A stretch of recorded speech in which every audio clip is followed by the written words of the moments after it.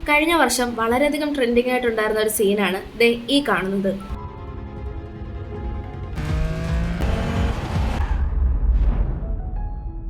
My fault ഈ cinema നമ്മൾ already തന്നെ നമ്മളുടെ ചാനലിൽ എക്സ്പ്ലെയിൻ ചെയ്തിട്ടുണ്ട്. ആ സിനിമ കാണാത്തൊരു ആ സിനിമ കണ്ടതിന് ശേഷം ഈ വീഡിയോ കാണുക. ഇന്ന് നമ്മൾ മൈ ഫോൾട്ട് എന്ന് പറഞ്ഞ ചിത്രത്തിന്റെ രണ്ടാം ഭാഗമായിട്ടുള്ള യുവർ ഫോൾട്ട് അല്ലെങ്കിൽ കുൽപാ തുയ എന്ന് പറഞ്ഞ ചിത്രമാണ് ഇന്ന് നമ്മൾ പറയാൻ പോകുന്നത്. അച്ഛന്റെ അമ്മയുടെയും വിവാഹശേഷം സഹോദരങ്ങളാവേണ്ടി വന്ന രണ്ട് പ്രണയ ജോഡികൾ, പക്ഷേ ഇവരെ പിരിക്കാൻ ശ്രമിക്കുന്ന മാതാപിതാക്കൾ. സിനിമയിലേക്ക് കടക്കുന്നതിന് മുമ്പ് നിങ്ങൾക്ക് ഫസ്റ്റ് പാർട്ടായ മൈ ഫോൾട്ട് ആണോ അതോ സെക്കൻഡ് പാർട്ടായ യുവർ ഫോൾട്ട് എന്ന് പറയുന്ന ചിത്രമാണോ ഇഷ്ടമായത് എന്ന് അഭിപ്രായങ്ങളായി രേഖപ്പെടുത്തുക.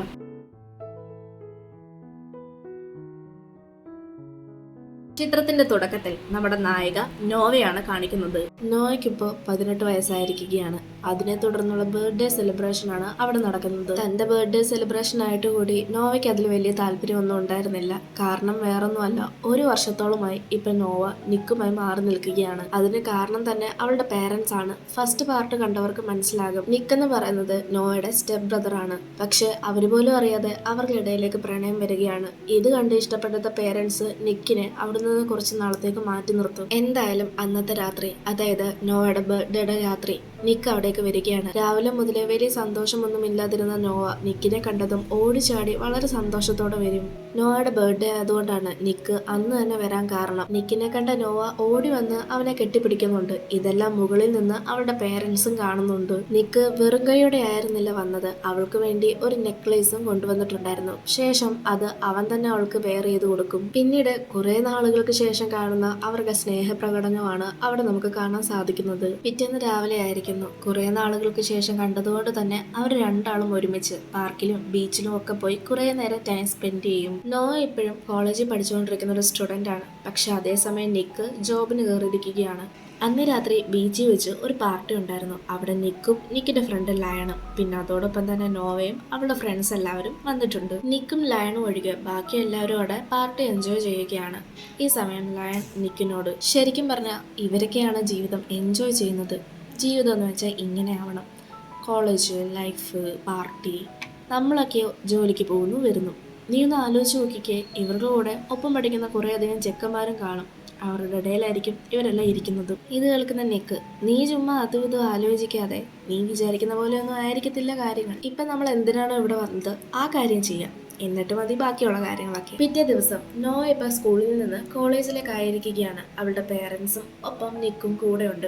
അവിടെ പഠിക്കുന്ന മറ്റു കുട്ടികളുടെ പേരൻസ് ഒക്കെ അവർക്ക് ലക്ഷറി ആയിട്ടുള്ള കാർസ് ഒക്കെ ഗിഫ്റ്റ് കൊടുക്കുന്നത് നോവ കാണും. ഇത് കാണുന്ന നോവ, ഇവർക്കൊക്കെ വേറെ പണിയില്ലേ, ഇത്രയും വില കൂടിയ കാറൊക്കെ ഗിഫ്റ്റ് കൊടുക്കേണ്ട ആവശ്യം എന്താണെന്നൊക്കെ പറഞ്ഞ് നോവ ഒറ്റയ്ക്ക് പിറുപിറുക്കും.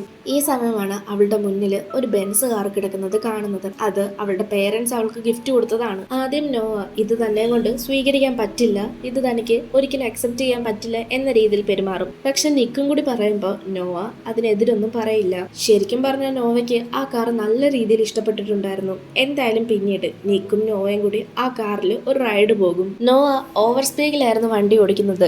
ഇത് കാണുന്ന നിക്കിന് നല്ലപോലെ പേടി തോന്നും. എങ്കിലും ഒരു വിധത്തിൽ അവരെങ്ങനെയൊക്കെ വണ്ടി ഓടിച്ച് ഒരു വലിയ വീട്ടിലേക്കാണ് വരുന്നത്. ആ വീട് നിക്കിന്റെ കെയർ ഓഫിലുള്ളതാണ്. ശരിക്കും പറഞ്ഞാൽ നിക്കിന് അവന്റെ ഗ്രാൻഡ് പാ ഗിഫ്റ്റ് ആയിട്ട് കൊടുത്ത ഒരു വീട്. നോവ ഇനി കോളേജിലേക്ക് പഠിക്കാൻ പോവുകയാണ്. അതുകൊണ്ട് ഹോസ്റ്റലിൽ നിന്ന് പഠിക്കുന്നതിന് പകരം ഈ വീട്ടിൽ നിന്ന് പഠിച്ചാൽ മതിയെന്ന് നിക്ക് പറയും. അങ്ങനെയെങ്കിൽ അവർക്ക് ഇടയ്ക്കൊക്കെ വന്ന് കാണാമല്ലോ എന്നാണ് നിക്ക് പറയുന്നത്. പക്ഷെ നോവയ്ക്ക് അതിന് വലിയ താല്പര്യമൊന്നും ഉണ്ടായിരുന്നില്ല. കാരണം മറ്റൊന്നുമല്ല, ഇപ്പൊ അവർക്ക് റിലേഷൻഷിപ്പ് വളരെ റൊമാൻറ്റിക് രീതിയിലാണ് പോകുന്നത്. ഒരു ലിവിങ് ടുഗദർ റിലേഷൻഷിപ്പിലൂടെ ഇപ്പൊ അവരുടെ ഇടയിലുള്ള ആ റൊമാൻസും കാര്യങ്ങളും കളയാൻ അവൾക്ക് തീരെ താല്പര്യമുണ്ടായിരുന്നില്ല. അങ്ങനെ അവര് വീണ്ടും വളരെ സ്നേഹത്തോടുള്ള അവരുടെ നിമിഷങ്ങളിലേക്ക് കടക്കുന്ന സമയത്താണ് നോവ അവൾക്ക് ആ വീട്ടിൽ നിൽക്കാനുള്ള ആ ഒരു താല്പര്യം പ്രകടിപ്പിക്കുന്നത്. പക്ഷെ ഈ സമയത്താണ് നിക്ക് പറയുന്നത് അവിടെ ശരിക്കും നോവ സ്റ്റേ ചെയ്യണമെന്നായിരുന്നില്ല നിക്ക് ഉദ്ദേശിച്ചത്. അവർക്ക് പരസ്പരം കണ്ടുമുട്ടണമെന്ന് തോന്നുന്ന സമയത്ത് കണ്ടുമുട്ടാനും അവരുടെ സ്നേഹപ്രകടനം അങ്ങോട്ടും ഇങ്ങോട്ടും കൈമാറാനും വേണ്ടിയിട്ട് മാത്രമാണ് ഈ ഒരു വീട്. ഇത് കേൾക്കുന്ന നോവയ്ക്ക് നല്ല ദേഷ്യം വരും. കാരണം അവൾക്ക് അത്രയും ഡീപ്പായിട്ടുള്ള ഒരു ഫിസിക്കൽ റിലേഷൻഷിപ്പിലോട്ട് പോകാൻ ഒട്ടും താല്പര്യമുണ്ടായിരുന്നില്ല. അടുത്ത സീനില് നോവയും അവളുടെ അമ്മയുമാണ് കാണിക്കുന്നത്. നോവയുടെ അമ്മ അവളെ ഒരു അപ്പാർട്ട്മെന്റിലേക്കാണ് കൊണ്ടുപോകുന്നത്.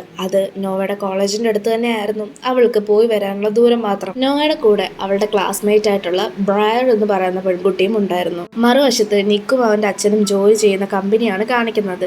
അവിടേക്ക് സോഫിയ എന്ന് പറയുന്ന ഒരു പെണ്ണ് വരുന്നു. അവൾ ശരിക്കും ഒരു അഡ്വക്കേറ്റ് ആണ്. ഈ അഡ്വക്കേറ്റ് പെണ്ണിനെ പരിചയപ്പെടുത്തി കൊടുക്കുന്നത് നിക്കിന്റെ അച്ഛനാണ്. കാരണം നിക്കിന്റെ ഇന്റേൺഷിപ്പിന്റെ കുറച്ച് ഹെൽപ്പിന് വേണ്ടിയിട്ടാണ്. ശേഷം സോഫിയ അവിടുന്ന് തിരികെ പോകുന്ന സമയത്ത് നിക്ക് അവളെ അടിമുടി നോക്കുന്നതാണ് നമ്മളെ കാണിക്കുന്നത്. പിന്നീട് അടുത്ത സീനിൽ നമ്മളെ നോയയും അവളുടെ അമ്മയുമാണ് കാണിക്കുന്നത്. ഇവിടെ നോയയുടെ അമ്മ നോയോട് സംസാരിക്കാൻ ശ്രമിക്കുകയാണ്. പക്ഷെ നോയ അതിൽ നിന്നെല്ലാം ഒഴിഞ്ഞു മാറിപ്പോകും. അങ്ങനെ അവസാനം അവർ സഹി കേട്ടിട്ട് നോയയും നിക്കും കിസ് ചെയ്യുന്ന ഒരു ഫോട്ടോയാണ് കാണിക്കുന്നത്. ഇത് കാണുന്ന നോയയ്ക്ക് നല്ല ദേഷ്യം വരും. കാരണം താൻ പോകുന്നിടത്തെല്ലാം തന്റെ അമ്മയും പിന്തുടർന്ന് വരുന്നുണ്ടോ എന്നൊരു സംശയം അവൾക്ക് തോന്നും.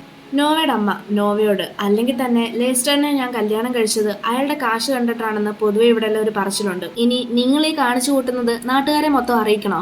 എന്റെ വീട്ടിൽ ഇതൊന്നും പറ്റില്ലെന്ന് നോവയുടെ അമ്മ എടുത്തടിച്ച് അവളോട് പറയും. പിന്നെ നോവ അവിടുന്ന് തന്റെ അപ്പാർട്ട്മെന്റിലേക്ക് പോകുന്നതാണ് കാണിക്കുന്നത്. അപ്പാർട്ട്മെന്റിൽ എത്തിയപ്പോഴോ അവിടെ നിറച്ചും പാർട്ടി നടക്കുകയാണ്. ഒന്ന് നിന്ന് തിരിയാൻ പോലും സ്ഥലമില്ല. ഇന്നരം ബ്രാഡ് അവിടെ വന്ന് അവളെ വിളിച്ചുകൊണ്ട് റൂമിലേക്ക് പോകും. ശേഷം അവിടെ ഉണ്ടായിരുന്ന എല്ലാവരോടും അവിടെ നിന്ന് ഇറങ്ങി പോകാൻ പറയും. നോവയാണേല് നല്ലപോലെ വിഷമിച്ചിരിക്കുകയാണ്. ഇന്നരം ബ്രാഡ് തനിക്ക് എന്താണ് പറ്റിയത് എന്ന് ചോദിക്കുമ്പോൾ നോവ തന്റെ പ്രശ്നങ്ങളൊന്നും അവളോട് പറയാൻ തയ്യാറാകില്ല. ശരിക്കും പറഞ്ഞാൽ നോവയുടെ വിഷമത്തിന്റെ കാരണം തന്റെ അമ്മയുടെ ആ രീതിയിലുള്ള പെരുമാറ്റം തന്നെയായിരുന്നു. പിന്നീട് ബ്രാഡ് നോവയ്ക്ക് ഒരു ഡ്രിങ്ക്സ് ഓഫർ ചെയ്തതിനു ശേഷം ജീവിതം ഒന്നല്ലേ ഉള്ളൂ, അത് മാക്സിമം എൻജോയ് ചെയ്യാം. നോക്ക്, എന്നെ ഒരുത്തം പറ്റിച്ചൊക്കെ പോയത്. പക്ഷെ ഇപ്പൊ ഞാൻ സിംഗിളായിട്ട് വളരെയധികം ഹാപ്പിയാണ്. ഇവരിങ്ങനെ പറഞ്ഞുകൊണ്ടിരിക്കുന്ന സമയത്താണ് റൂമിലേക്ക് മൈക്കിൾ എന്ന് പറയുന്ന ഒരു പയ്യൻ കയറി വരുന്നത്. മൈക്കിള് തന്റെ ജാക്കറ്റ് അവിടെ നിന്ന് എടുത്തോണ്ട് പോകാൻ വേണ്ടിയിട്ടാണ് വന്നത്. എന്നിട്ട് അവൻ അവിടെ നിന്ന് പോവുകയും ചെയ്യും. പിന്നീട് ഏറെ നാളുകൾക്ക് ശേഷം, അതായത് വെക്കേഷൻ ടൈമൊക്കെ എത്തുമ്പോഴേക്കും നോവയും നിക്കും കൂടി ചേർന്ന് നിക്കിന്റെ അനിയത്തെ പോയി കാണും. ശേഷം ആ കുട്ടിയുടെ കൂടെ കുറെ നേരം ടൈം സ്പെൻഡ് ചെയ്ത് അവിടെ നിന്ന് തിരിച്ചു പോകാൻ നേരമാണ് അവിടേക്ക് നിക്കിന്റെ ശരിക്കുമുള്ള അമ്മ വരുന്നത്. നിക്കിന് തന്റെ അമ്മയെ കാണുമ്പോൾ ശരിക്കും പറഞ്ഞാൽ ദേഷ്യവും വിഷമവുമാണ് വരുന്നത്. കാരണം 10 വർഷങ്ങൾക്ക് മുൻപ് ഈ സ്ത്രീ തന്നെ അവിടെ ഒറ്റയ്ക്കാക്കിയിട്ടാണ് അവിടെ നിന്ന് ഇറങ്ങിപ്പോയത്. അതായത് തന്റെ അച്ഛനെയും തന്നെയും ഒഴിവാക്കിയിട്ട് ഇറങ്ങിപ്പോയത്. നിക്കിന്റെ അമ്മ അവനോട് സംസാരിക്കാൻ ശ്രമിക്കുമെങ്കിലും അവൻ അതൊന്നും കേൾക്കാൻ നിൽക്കില്ല. ശേഷം നോവയും കൂട്ടിക്കൊണ്ട് അവർ നേരെ പോകുന്നത് ആ ഒരു വീട്ടിലേക്കാണ്. അതായത് നിക്കിനും നോവയ്ക്കും ഒന്നിച്ച് ടൈം സ്പെൻഡ് ചെയ്യാൻ വേണ്ടിയിട്ടുള്ള ആ ഒരു വീട്ടിലേക്ക്. ഇന്ന് നടന്ന ആ ഒരു സംഭവം കാരണം നിക്കാണേല് നല്ല വിഷമത്തിലാണ്. അങ്ങനെ അവര് കുറെ നേരം സംസാരിച്ച് ഇരുന്നിരുന്ന് അവസാനം അവര് വീണ്ടും ഇന്റിമേറ്റ് ആകും. അതിനുശേഷം നോവ നിക്കിനെയും കൊണ്ട് തന്റെ അപ്പാർട്ട്മെന്റിലേക്ക് പോകും. അതായത് താൻ താമസിക്കുന്ന ആ ഒരു അപ്പാർട്ട്മെന്റിലേക്ക് നിക്കിനെ നോവ കൊണ്ടുപോകും. അവിടെ വെച്ച് നിക്ക് ബ്രയറിനെ കാണും. ബ്രയറിനെ കണ്ട നിക്ക് എന്തോ അന്തം വിട്ട് കുന്തം വിഴുങ്ങിയതുപോലെയായിരുന്നു നിന്നത്. അതായത് എന്തോ കണ്ട് പേടിച്ചതുപോലെയാണ് അവന്റെ റിയാക്ഷൻ. പെട്ടെന്ന് അവൻ നിന്ന് പതറുകയും അവിടെ നിന്ന് പെട്ടെന്ന് പോകണം, എനിക്കെന്തോ ആവശ്യമുണ്ട് എന്നുള്ള രീതിയിലൊക്കെയാണ് സംസാരിച്ചത്.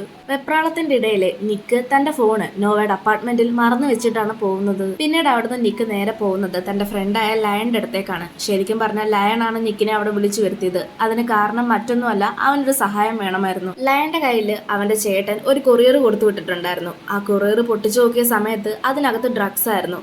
ഈ ഡ്രഗ്സ് ഒക്കെ വിറ്റ് കഴിഞ്ഞാൽ അവന് നല്ല പൈസ കിട്ടും. അങ്ങനെ പൈസ കിട്ടിയാൽ അവന്റെ ഇപ്പോഴത്തെ കുറേയധികം പ്രശ്നങ്ങൾ മാറ്റാൻ സാധിക്കും. പക്ഷെ ഈ ഒരു കൊറിയർ പൊട്ടിക്കുന്നതിന്റെ ഇടയിൽ ലയന്റെ കയ്യിൽ നല്ല രീതിയിൽ പരുക്ക് പറ്റിയിട്ടുണ്ടായിരുന്നു. അത് കാരണം അവന്റെ കയ്യിൽ നിറയെ ബ്ലീഡിങ്ങും ഉണ്ട്.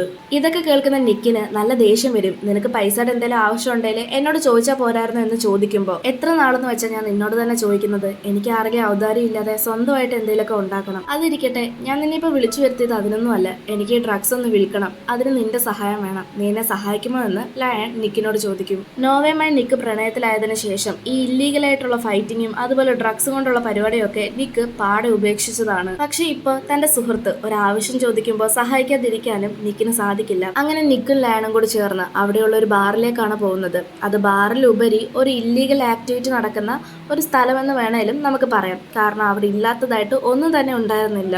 ഇവർ ഈ ഡ്രഗ്സ് അവിടെ കൊടുക്കാൻ പോകുമ്പോൾ ഇത് വാങ്ങാൻ എത്തുന്നത് റോണിയുടെ ബ്രദറാണ്. ഈ റോണി എന്ന് പറയുന്നത് മറ്റാരുമല്ല, മൈ ഫോൾട്ട് മൂവിയില് നോഹെ അവളുടെ അച്ഛൻ തട്ടിക്കൊണ്ട് പോവുമല്ലോ, ഈ തട്ടിക്കൊണ്ട് പോകാനായിട്ട് റോണി എന്ന് പറയുന്ന ക്യാരക്ടറാണ് അവളുടെ അച്ഛനെ ഹെൽപ്പ് ചെയ്തത്. ഇപ്പോൾ റോണി ജയിലിലാണ്. പക്ഷെ അയാളുടെ ബ്രദറാണ് ഈ ഒരു ഡ്രഗ്സ് വാങ്ങാനായിട്ട് അവിടേക്ക് വന്നത്. ശരിക്കും പറഞ്ഞാൽ ഒരു പ്രതികാര വീട്ടലിന് വേണ്ടി തന്നെയാണ് ഇവരുടെ കണ്ടുമുട്ടലും തന്നെ. അതിന്റെ ഇടയിൽ നോയ അവിടെ വന്നത് നമ്മളെ കാണിക്കുന്നുണ്ട്. നോവയെ കണ്ട നിക്കിന് നല്ല ദേഷ്യം വരും. കാരണം ഒന്നാമത് റോണിയുടെ ബ്രദറിന്റെ കയ്യിലാണ് അവരിപ്പോ വന്നു പെട്ടത്. അതിന്റെ കൂടെ ഇനി നോവയും കൂടി പെട്ടിരിക്കുകയാണ്. ഇന്നരം ലയൺ നിക്കിനോട്, അത് പിന്നെ നീ വിളിച്ചപ്പോ കോൾ എടുക്കാത്തത് കൊണ്ട് ഞാൻ അവളെ വിളിച്ചിട്ടുണ്ടായിരുന്നു, അവളുടെ കൂടെ ആയിരിക്കും നീ എന്ന് കരുതിയിട്ട് അങ്ങനെയാണ് അവൾ ഈ സ്ഥലം അറിഞ്ഞത് എന്ന് പറയും. എന്തായാലും വന്നു പോയില്ലേ, കയ്യിരിക്കുന്ന സാധനം സെയിൽ ചെയ്യാൻ നോക്കുമ്പോഴോ അവൻ അതിൻ്റെ ഇടയിലൂടെ ഇത് പറ്റത്തില്ല, ഇതിന് എത്ര ഗ്രാം കുറവുണ്ട്, അതുകൊണ്ട് എനിക്ക് അതിന്റെ പൈസ വേണം എന്നൊക്കെ പറഞ്ഞ് അവിടെ കിടന്ന് ബഹളം വെക്കും. വേറെ ആരുമല്ല, റോണിക ബ്രദറാണ് പ്രശ്നങ്ങളൊക്കെ ഉണ്ടാക്കുന്നത്. അങ്ങനെ ഇവരും ഈ ക്നാപ്പനെ പൈസ കൊടുത്ത് തൊലയ്ക്കാന്നുള്ള രീതിയിൽ അവിടെ നിന്ന് പൈസ എടുക്കാൻ വേണ്ടി ഇറങ്ങി പോകുന്ന സമയത്ത് ദേ വന്ന് നിൽക്കുന്നു അടുത്തൊരു സാധനം. നോവയ്ക്കാണേലോ ഒന്നാതെ ദേഷ്യം വന്ന് നിൽക്കുകയാണ്. ഒന്ന്, നിക്ക് അവിടെ വന്നത്, രണ്ട്, റോണിയുടെ ബ്രദറിന്റെ പെരുമാറ്റം. അങ്ങനെ നോവ ബിയർ ഗ്ലാസോ വെള്ളമോ മറ്റോ എടുത്ത് ഫ്രണ്ടിൽ വന്ന് നിൽക്കുന്നവന്റെ മേത്തേക്ക് ഒഴിക്കും. പിന്നെ അവിടെ മൊത്തത്തിൽ ഒരു അടിയോടടിയായിരുന്നു. ലാസ്റ്റ് പോലീസ് വന്നിട്ടാണ് അവരെ എല്ലാം മാറ്റിയത്. പോലീസ് പിടിച്ചോണ്ട് പോകുന്ന കൂട്ടത്തില് നോവയും നിക്കും ഉണ്ട്. നിക്ക് സോഫിയെ വിളിച്ചിട്ട് ഈ കാര്യങ്ങളൊക്കെ പറഞ്ഞു കൊടുക്കും. സോഫിയ ഓൾറെഡി അഡ്വക്കേറ്റ് ആയതുകൊണ്ട് നിക്കിനെ നോവയൊക്കെ നിഷ്പ്രയാസം തന്നെ ഈ കുരുക്കിൽ നിന്ന് ഊരിയെടുക്കാൻ പറ്റും. നിക്ക് ഒരു കാര്യം കൂടി പ്രത്യേകം പറയുന്നുണ്ട്, തന്റെ അച്ഛൻ ഇതൊന്നും അറിയരുത് എന്നുള്ളത്. പിന്നീട് അടുത്ത സീനില് നിക്ക് നോവയ്ക്ക് വേണ്ടി ഒരു പൂച്ചക്കുട്ടിയെ ഗിഫ്റ്റ് ആയിട്ട് കൊണ്ടുപോകുന്നതാണ് നമ്മളെ കാണിക്കുന്നത്. നിക്ക് നോവയുടെ അപ്പാർട്ട്മെന്റിലേക്കാണ് വന്നത്. നിക്ക് ഈ പൂച്ചക്കുട്ടിയെ കൊടുത്തിട്ട് പോകാൻ തുടങ്ങുമ്പോൾ നോവയാണേല് അവനെ പിടിച്ചു നിർത്തും. അങ്ങനെ അവര് ഇന്റിമേറ്റ് ആയിക്കൊണ്ടിരിക്കുന്ന സമയത്ത് ബ്രയർ അവിടേക്ക് വരും. ബ്രയറിനെ കണ്ട നിക്ക് വീണ്ടും അവിടുന്ന് ഇറങ്ങിപ്പോകും. പിറ്റേന്ന് രാവിലെ നോവയെ കാണാനായിട്ട് നിക്കിന്റെ അമ്മ വരുന്നു. ശേഷം നോവയോട് സംസാരിക്കാൻ ശ്രമിക്കുന്നു. പക്ഷെ നോവ നിക്ക് പറഞ്ഞത് പ്രകാരം അവരെ പുച്ഛിച്ചാണ് സംസാരിക്കുന്നത്.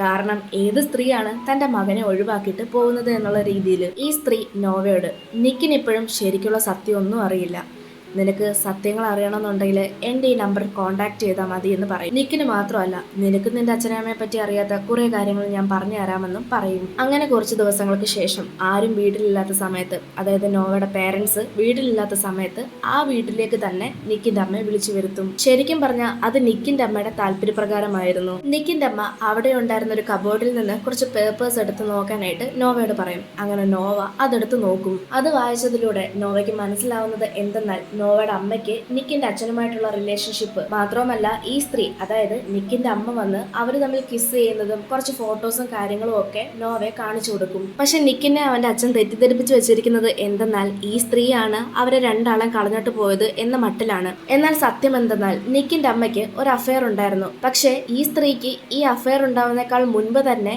നിക്കിന്റെ അച്ഛന് നോവയുടെ അമ്മയുമായിട്ട് അഫെയർ ഉണ്ടായിരുന്നു. എന്നാൽ നിക്കിന്റെ അച്ഛൻ നിക്കിനെ തെറ്റിദ്ധരിപ്പിച്ച് വെച്ചിരിക്കുന്നത് ഈ സ്ത്രീ തങ്ങളെ രണ്ടുപേരെയും കളഞ്ഞിട്ട് കാമുകന്റെ കൂടെ പോയെന്നുള്ള രീതിയിലാണ്. ഈ സത്യങ്ങളൊക്കെ എനിക്ക് നിക്കിനെ അറിയിക്കണം, അതിന് നീ വേണം എന്നെ സഹായിക്കാൻ എന്ന് പറഞ്ഞ് നോയയുടെ കയ്യിൽ ഈ സ്ത്രീ ഒരു ലെറ്റർ കൊടുക്കും. ഇതേ സമയം തന്നെ ഈ സ്ത്രീ വാഷ്റൂമിൽ ഉണ്ടായിരുന്ന നിക്കിന്റെ അച്ഛന്റെ ഒരു ബ്രഷ് എടുത്തുകൊണ്ട് പോകുന്നത് നമ്മളെ കാണിക്കുന്നുണ്ട്. അടുത്ത സീനില് നിക്കിന്റെ ഫാമിലിയും സോഫിയയുടെ ഫാമിലിയും ഒന്നിച്ചിരുന്ന് ഡിന്നർ കഴിക്കുന്നതാണ് കാണിക്കുന്നത്. അവിടെ നോയയും ഉണ്ട്. സോഫിയാണേലെ വളരെ ക്ലോസ് ആയിട്ടാണ് നിക്കിനോട് പെരുമാറുന്നത്. ഒരു ഫ്രണ്ട്ലി ആയിട്ടുള്ള രീതിയിലാണ് അവൾ പെരുമാറുന്നത്. കാരണം അവൾക്ക് ഓൾറെഡി തന്നെ ഇവർ തമ്മിൽ റിലേഷൻഷിപ്പ് ആണെന്നുള്ള കാര്യം അറിയാം. പക്ഷെ നോവയ്ക്ക് ഇതൊക്കെ കാണുമ്പോൾ നല്ല ദേഷ്യം വരുന്നുണ്ട്. മാത്രമല്ല നിക്കിന്റെ പേരൻസും അതുപോലെ സോഫിയയുടെ പേരൻസും ഇവർക്ക് ജോഡി നല്ലതാണ്, ഇവർക്ക് നല്ല കെമിസ്ട്രി ഉണ്ട് എന്നുള്ള രീതിയിലൊക്കെ സംസാരിക്കും. സത്യം പറഞ്ഞാൽ ഒരു കല്യാണാലോചന എന്നുള്ള രീതിയിലാണ് അവർ സംസാരിക്കുന്നത്. ഇതൊക്കെ കാണുന്ന നോവ ദേഷ്യം വന്ന് അവിടെ നിന്ന് എഴുന്നേറ്റ് പോകും. പിറ്റേന്ന് നോവയെ നിക്ക് ഒരു ഡേറ്റ് നൈറ്റിന് കൊണ്ടുപോകുന്നതാണ് കാണിക്കുന്നത്. കാരണം എന്തെന്നാല് ഇന്നലെ സോഫിയായിട്ടുണ്ടായിരുന്ന ആ ഒരു സംഭവത്തിനെ തുടർന്നാണ് ഇങ്ങനെ ചെയ്യുന്നത്.